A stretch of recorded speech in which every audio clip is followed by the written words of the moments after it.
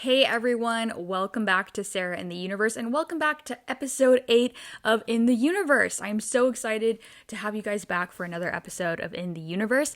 First of all, I want to thank all of you guys who are subscribed to the channel. Thank you so much for staying subscribed and checking out another episode of In the Universe with me, guys. So happy to have you here. Okay, everyone, we have some really great topics to talk about today, stuff that got announced, and then stuff that's kind of going on in Hollywood that I want to talk about. But first, I want to share a very important update from the producers at Gen V. As you guys know, tragically, Chance Perdomo passed away a couple of weeks ago in a very tragic accident. And production on Gen V Season 2 was put on hold. But as of today, the producers have shared an update. So I would like to bring that update to you guys. So let's begin with that first. Okay, let me pull this up.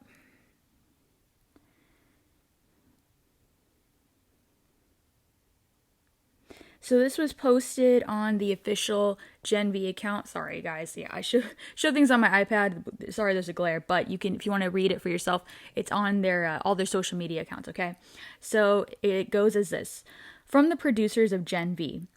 As we continue to navigate the tragic loss of Chance Perdomo, everyone at Gen V is determined to find the best way to pay respect to his memory. We won't be recasting the role because no one can replace Chance. Instead, we have been taking the time and space to recraft our Season 2 storylines as we begin production in May. We will honor Chance and his legacy this season. So that is an update from the producers at Gen V. I 100% agree with their statement completely. I do not think they should recast the role. That's just insane. Absolutely not. There's no reason to recast. You know, Chance was so great at playing his role as his character, and they should let that be his legacy on the show, and you know, one of the final roles he got to play, and I 100% respect that. And I'm sure they're going to come up, you know, with a really great way to honor him and his character in the show, as they, you know, as they said, they're going to recraft some work, you know, while beginning production. And I think that is the best way to do it. I think it's the most respectful way to do it. And I 100% agree with them. So that is the update that we got from Gen V. As they said, they're going to be starting production soon.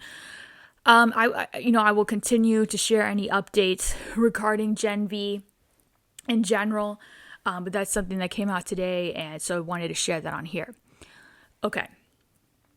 Speaking of The Boys, Season 4, the Season 4 trailer dropped. I will not be discussing that on here because I did a whole video on that I uploaded yesterday, giving all my thoughts and reaction to that new Season 4 trailer for The Boys. So if you want to check that out, I greatly appreciate it. But yeah, we're not going to talk about that on here today. But let's get into our first main topic that I wanted to talk about, okay? So a couple of days ago, some really fun news came out. Let me get in my bookmarks here.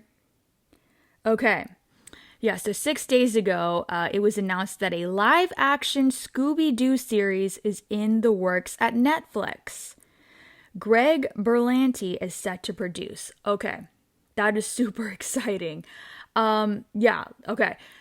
Listen, I love the live-action Scooby-Doo movies. As you saw in the thumbnail, I put Matthew Lillard up there. Because who else can play Shaggy, okay? In my opinion, I don't care who you cast as Shaggy. I get that there's some brilliant actors out there. But those movies that we got with that, you know, the live-action Scooby-Doo cast with, you know, Lillard and Sarah Michelle Gellar and all of them, they were just so good that I don't know how you can outdo that. And that doesn't mean that whoever they cast, I'm going to be like, oh, you know. But I think the bar is set really high, right? And I know a lot of people were saying, myself included, when this news came out, that they really want to see Lillard return as Shaggy. I would love that. I want that. I'm a Lillard fan. Listen, you know I'm a huge Scream fan. I actually got to meet Matthew for the first time this year at CreepyCon, a horror convention. He was so nice, as usual. You know, nothing but nice things to say about Lillard. I want him to come back. I can't see anyone else playing Shaggy. I don't care. I want Lillard. My feeling is they're most likely going to go with new cast members. So some people were speculating, because, Greg Berlanti, I just looked him up, because I always like to see what projects, sometimes I can't remember every project that people are attached to when their names come up. So I like to have that, in front of me. And so Greg Berlanti, American screenwriter and film producer. So, some of his work, Hello, Simon.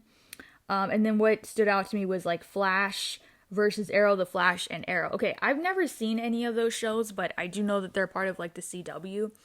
As some people's speculation on Twitter, again, this is speculation, we don't have any other news other than this is a live action Scooby-Doo show and from Greg Berlanti, okay?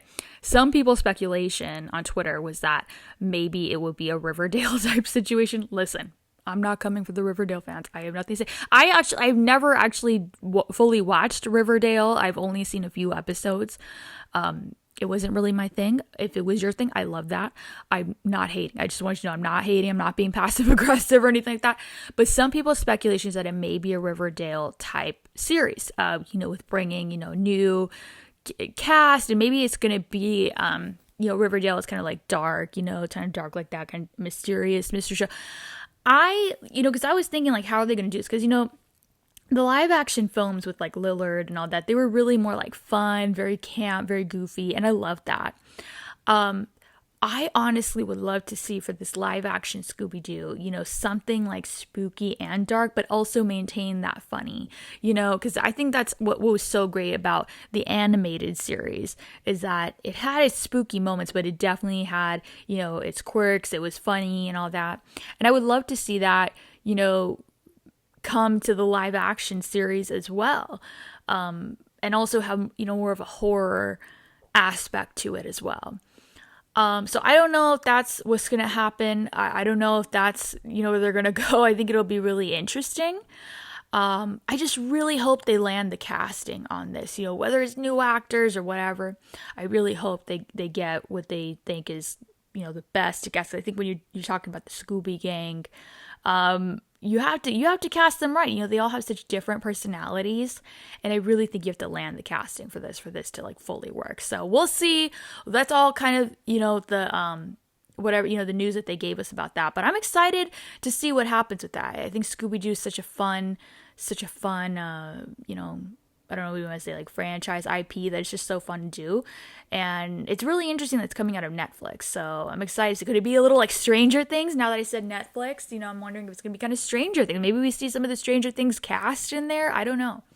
I think that could be really interesting. I'm also wondering how Scooby-Doo going to look, because I feel like the ones in I'm just going to refer to them as the Lillard movies, that Scooby looks so good in live action. I don't know, but they have to just get a real dog at this point. I mean, I'm excited to see what they do, and I can't wait. So, obviously we'll be tracking that, in the universe, and if any updates, casting, all that come out, we will definitely be talking about that on here. But I'd love to know your guys' thoughts. What do you want to see from a live action Scooby-Doo series? I'm pretty interested in that, and I can't wait to see where it goes. Okay, let's hop on over to the next topic. So, as you can see in the thumbnail, I put Happy Death Day up there because we got, I wouldn't say it was news, but more of like an update, if you will. So, okay. So, per Disgusting Film, the story for Happy Death Day 3 has been all figured out. And this is according to the star Jessica Roth, who I want to mention something about Jessica Roth in a minute. We just need to wait for Blumhouse and Universal to get their ducks in a row. My fingers are crossed. Okay. Listen, now if you guys haven't seen, the Happy Death Day films, definitely check them out. If you're into horror, especially like just funny, camp horror, I think you love the Happy Death Day films. They're definitely some of my favorite. They are so funny. They're so great. And yes, I have to make this about myself for just a little bit, okay? I was talking when I went to CreepyCon to meet Matthew Lillard a couple months ago this year. And I actually got to meet Jessica Roth as well. There she is, star of Happy Death Day. Guys, she is so nice. Let me just tell you, she is so nice. She talked to me for the longest time. And then, I got that photo signed of her with the baby face killer in the back. She's just like one of the nicest people I've ever met. And this is why, more than anything, I need Happy Death Day 3 to happen, because this girl deserves it. She deserves to be the final girl once again. She deserves so many more opportunities in Hollywood and, in horror movies. And I really want to see Happy Death Day 3 happen for her. Okay, so I just had to show that for a minute because she's just so nice. I had to shout that out. And, if you guys go to conventions and, Jessica Roth ever comes, please go meet her. She is just so lovely. She's so nice. She's so sweet. I love her. Okay, yeah. So Happy Death Day, her character, if you guys know, this is the simplest thing. She wakes up and she relives like the same day over and over, and she's trying to figure out like why and how, and then, she has these like this baby face killers coming out. It gets crazy. So there's been 2 so far, and they're trying to get the 3rd one made. And Christopher Landon directed, I believe he directed both films, and he would be directing the 3rd. And I just want to talk about Christopher Landon really quick. He's made some of my favorite horror movies, including what to me is like I'm not like super, it's not that I'm not crazy about the Paranormal Activity movies. They're fine. I watch them. I think they're fine for just like a simple, relaxed watch. He made my favorite one, which is Paranormal Activity, the marked ones, and it came out in 2014. That is like one of my favorite Paranormal Activity films. I love the story. I love the characters. Anytime I want to revisit a Paranormal Activity film, I will go back and watch that one. He just did such a great job. I love it. Yeah, so he's done Happy Death Day to You, which was the 2nd one, and Freaky with Catherine Newton. Love Catherine Newton. She is just she's another it girl of horror right now. I love her. Yeah, and just so many. He's done other Paranormal Activity films. Really great. And then, as you know, he was supposed to do Scream 7, and unfortunately quite a mess has happened with Scream 7, and the new things got announced, and I already gave all my thoughts on that on a previous in the universe. I'm not going to get into it on here, but I will say it is unfortunate that we won't get to see him directing, as well as not having Melissa Barrera either. I think considering his track record with horror movies, I would have loved to have seen a Scream movie from him. And now we'll never know, right? A mess, I think, has been made, unfortunately. And it's unfortunate, and I really hate seeing that, just because he's made some of my favorite horror films that I've enjoyed. I would have I love the Scream franchise, so I would have loved to have seen, what he would have done with 7. So hopefully, I hope Happy Death Day 3 can get made. As Jessica Roth was saying, it's just about, Universal and Blumhouse kind of figuring out how are we going to do this. And I really hope they do. I think, as I've said in previous videos, the horror genre is so popular, like the most popular I think that it's ever been. There's just so much love for it online. There's a lot of, younger fans of it. And they love these movies, and even Jessica Roth, I see, I was just telling you how much I love her, but she has a fan following as well, on Twitter. A lot of people want this to happen. So I think, the studio should just give into it, because as, for the final topic that we're going to talk about today, I'm going to get into some stuff, but I really do think it's important to, to pay attention, I think, to fans and, what I think does well. I mean, of course, Hollywood has to say, well, is it going to be, worth doing this? For Happy Death Day 3, I definitely think so. I think it'd be fun to do. I think, Blumhouse, they put out a lot of horror movies, a lot of different kinds of ones. I think some are better than others. I think some do well than others. But I really do think that Happy Death Day 3 is going to, be such a hit, especially with, Universal having Halloween Horror Nights. And they already brought, I can't remember if they did the second Happy Death Day movie at Horror Nights. Maybe they did, or maybe it was the first. I think it was the first one. I remember they did a maze of that, and it was so much fun. I actually was talking about that with Jessica Roth when I met her, and it was great. I would hope that they would, make Happy Death Day 3, just, obviously just to give us a third Happy Death Day film, but, that would work so well also with Halloween Horror Nights, for it being Universal's own movie and event. So I hope it can happen. I really hope it can happen. I always am rooting for more horror movies, especially ones that, I personally really love to see. So I hope it can happen. But let me know your thoughts on that, on what you think about Happy Death Day 3 coming out and what, you'd want to see. Okay, cool. All right. So this is going to, I think, be where the meat of today's video and topic is going to be. It was so funny because I was literally like, what am I going to do? I was sitting around last night. I was like, okay, I think I've got 2 things I really want to talk about. Where is the third? And then a lot of discussion started coming out about the Fall Guy and, how much money it made. Before I get it, I'm not talking about the Fall Guy on here, about the movie itself or what I thought. I posted my review on that, so if you'd like to see it, feel free to check that out. It's already posted. But we're going to be talking about something else regarding the movie and just movies in general for topic number 3, okay? So let's get into that. Let me pull up the tweet first, because this was a huge conversation that was going on Twitter. It's still going on. Let me pull that up, guys. Okay. So so the user is Movie Mance on Twitter. Breaking. Even after heavy promotion, earning rave reviews since its South by Southwest premiere and Ryan Gosling stealing the Oscars, The Fall Guy is off to a slow start. It cost $130 million to make, but it's projected to only make $28 million for the weekend. It's a really fun movie, but what happened? Okay. All right. So I think that is definitely something to talk about. And just, this is going to lead into a whole other conversation. But let me I want to talk about Fall Guy really quick. And then we'll get into that more immediate. And there's more tweets I want to talk about.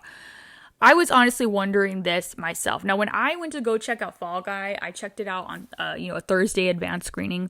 My theater was pretty packed. People were there. They were excited. People were enjoying it. And yes, I agree with that person who's like, Ryan Gosling literally stole the Oscars. I mean, I did a live stream on my channel. It's before I started doing In the Universe, and I was talking about how much I love Ryan's performance. I'm such a huge fan, right? And I was like, oh my gosh.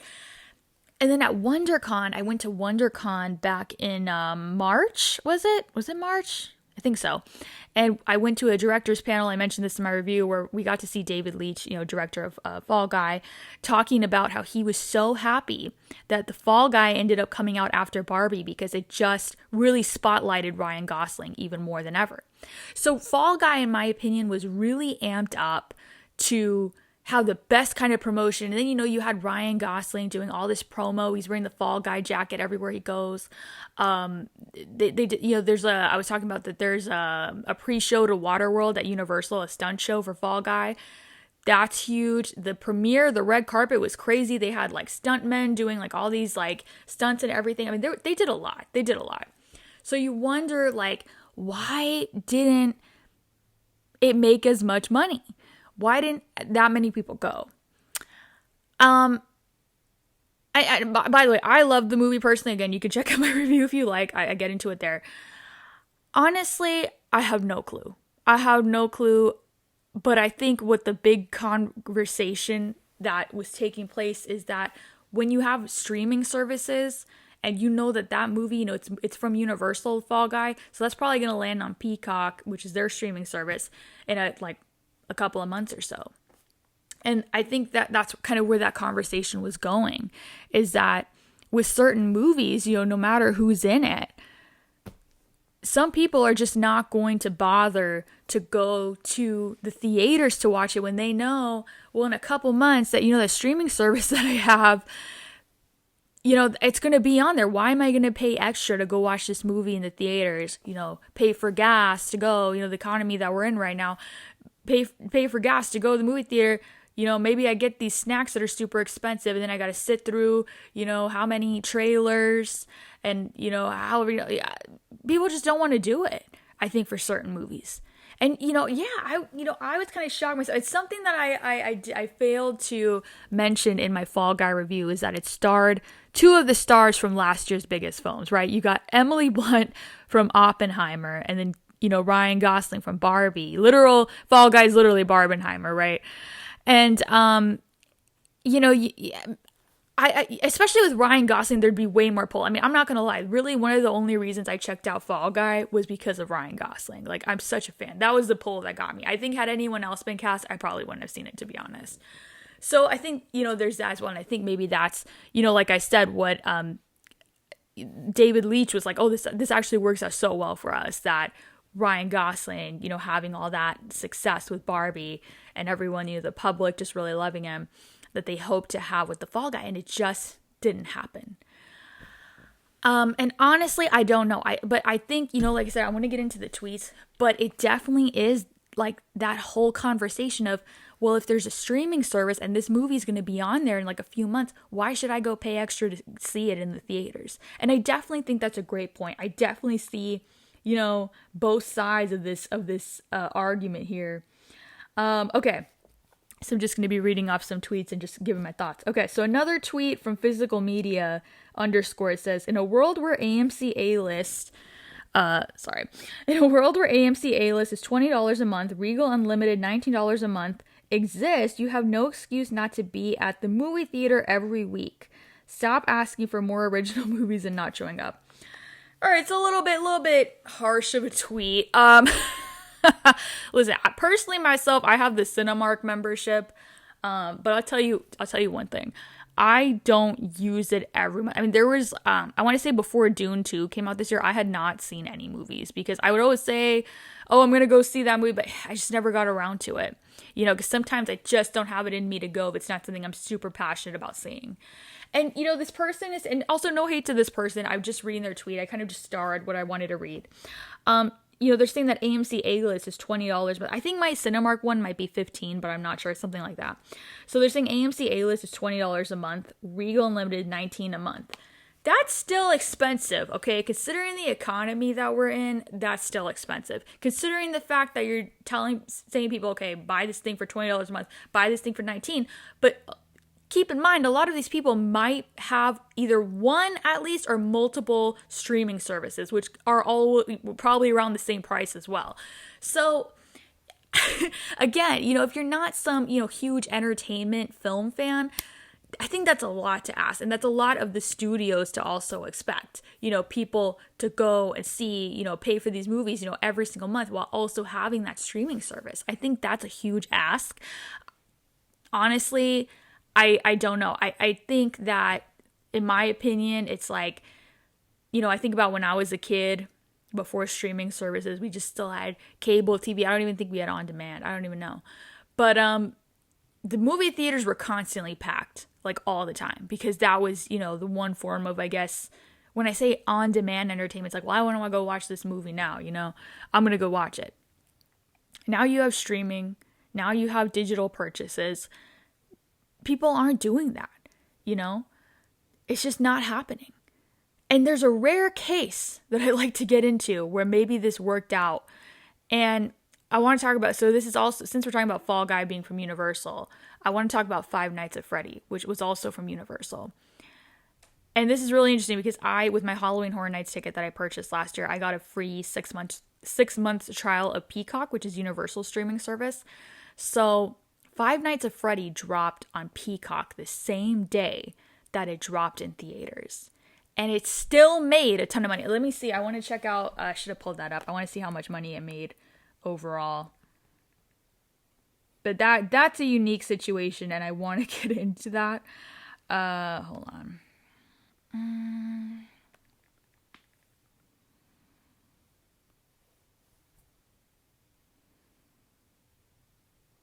What would I say? Like overall box office? Okay, total box office. Wow, okay. So Five Nights at Freddy's total box office was $297.2 million. It grossed $137.3 million in the United States and Canada and $159.9 million in other territories. Okay. So that, and what was the budget for that? I want to see, just say.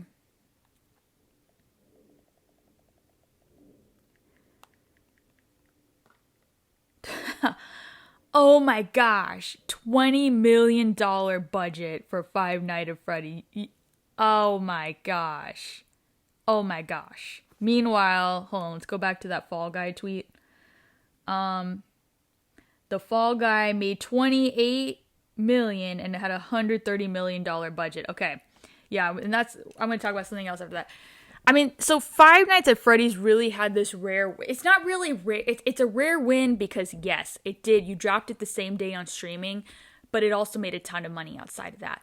But why it's rare, obviously, if you don't know, Five Nights at Freddy's, based on a very popular game, and it has a huge fan following, okay? So people were been waiting for this movie to come out for a very long time. So regardless of whether or not they dropped it on streaming, there was a lot of people who were like, no, I'm going to the theaters to see, like, I'm checking this out, or, I don't need to buy Peacock. I want to watch this on the big screen. Who knows what the reasons were. Anyway, it's no surprise that it made a ton of money. It was extremely hyped. Again, I think there's just so much we could say about this. You could look at Barbie and Oppenheimer from last year, two other huge movies from last year. Barbie, crossing $1 billion. I think Oppenheimer did too. But anyways, they both did really well. Both were highly anticipated, right? Barbie has a huge fan following as well worldwide. And, with Christopher Nolan, he has a huge fan following himself. So, of course, people are going to check out his films all the time. And I'm wondering if that's what it is. If Hollywood expects movies to make way over their budget, then they're going to have to realize it's probably going to have to be something that already is super highly anticipated, that has a huge fan following, like Five Nights at Freddy's, like Barbie, like having Christopher Nolan's films. But also, I think another topic of conversation here is that maybe Hollywood is spending too much on these movies that they don't know is going to do well. Another tweet that I saw, there's just so much you could talk about in this conversation, and really, who knows what the right answer is, right? But I just thought it was really interesting to say, okay, let me find where that tweet was. So this user says, also, I'm pretty sure there would be fewer bombs if movies didn't cost $200 to $300 million. Like, if your movie needs to make $1 billion just to break even, that's not a sustainable model. I agree. In my opinion, okay, yeah, they're just saying that. Yeah, I 100% agree. I can't imagine spending however 200 to 300 million or whatever on a movie that you don't even know is going to turn a profit. Like, how do you know? Just because you're casting certain actors anymore, obviously that hasn't, really proved that it's going to go. I mean, yes, Ryan Gosling is a huge, I'm a fan.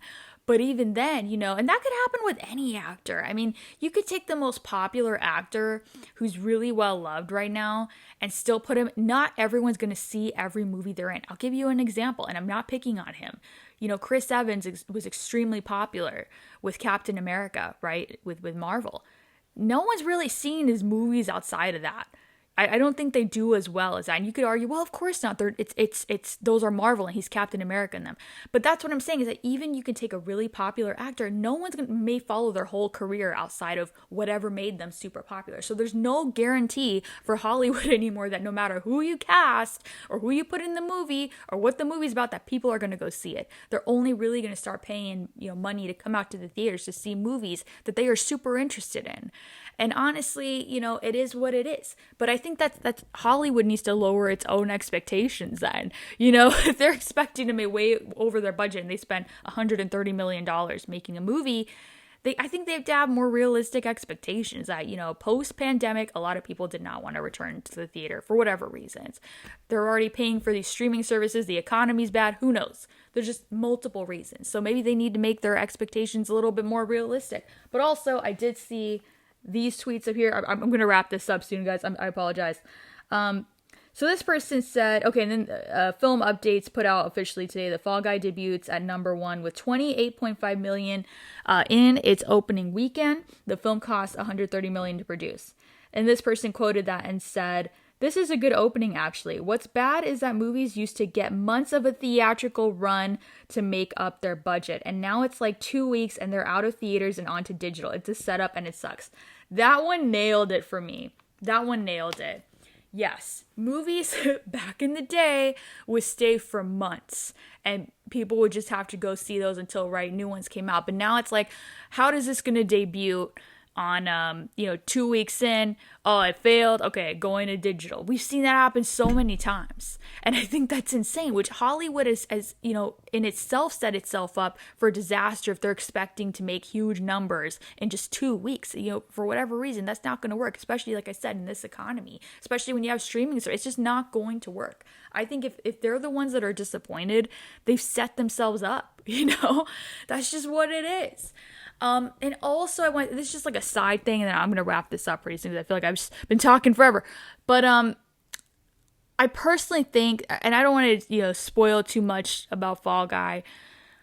Personally, I think Fall Guy would have been better dropping on Valentine's Day weekend or week. It would have been a great date movie. It would have been a great Galentine's, to see with your friends or see with your, whoever.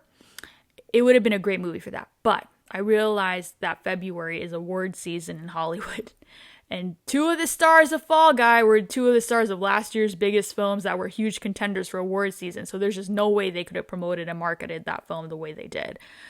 Who knows, would it have worked out better? I don't know. I don't know if people, maybe they just forgot that it came out. I mean, they did a ton of marketing, but still, maybe people were just like, I'm not really feeling that. I don't know.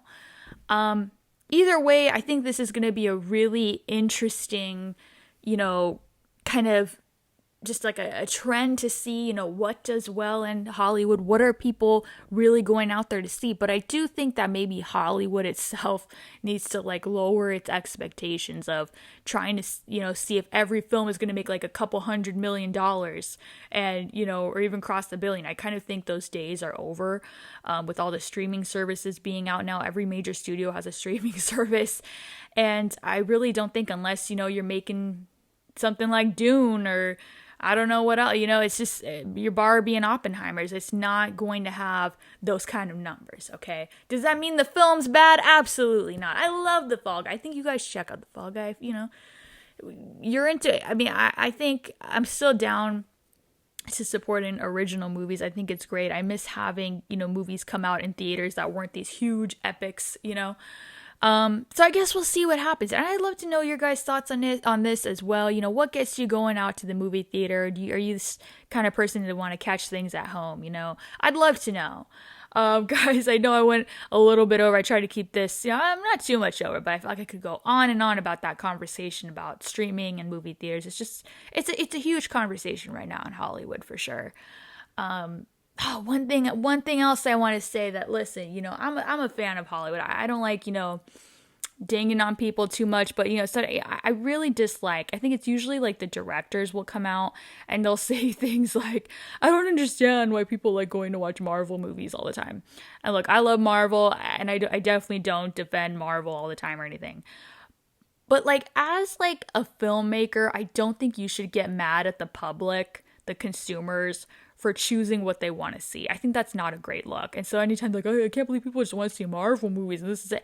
It's like, listen, people are going to see what they want. Clearly they don't just watch Marvel movies. You see how many people went to see Barbie and Oppenheimer? So like, enough with that conversation, okay? Anyways, that's the last thing I want to say. Guys, thank you so much for checking out another episode of In the Universe. I think this was fun, I loved it. I love, I kind of want to talk more about those topics. I love talking about like fun stuff, but I think it's also fun to talk about, what's going on in Hollywood and all these like, I don't think it's controversial, but just kind of these conversations that they're having, because we are the consumers, and it's interesting to respond as the consumers to what is going on. But thank you guys so much for checking out another episode of In the Universe with me. If you guys are subscribers, I want to thank you once again for staying subscribed and checking out another video with me. If you guys are new to the channel, thank you for sitting through this and checking out a video with me. If you guys, I'd love to have you guys stay here in the universe with me. I talk about movies, TV shows, fandom, theme parks, all that kind of fun stuff. We do the weekly show In the Universe, as you saw today. I try to cover different topics, whatever comes out that week. And yeah, that's pretty much it, guys. Thank you so much. I hope you guys enjoy the rest of your week. I hope you have a great one, and I can't wait to see you guys in my next video. Take care, everyone, and have a good one.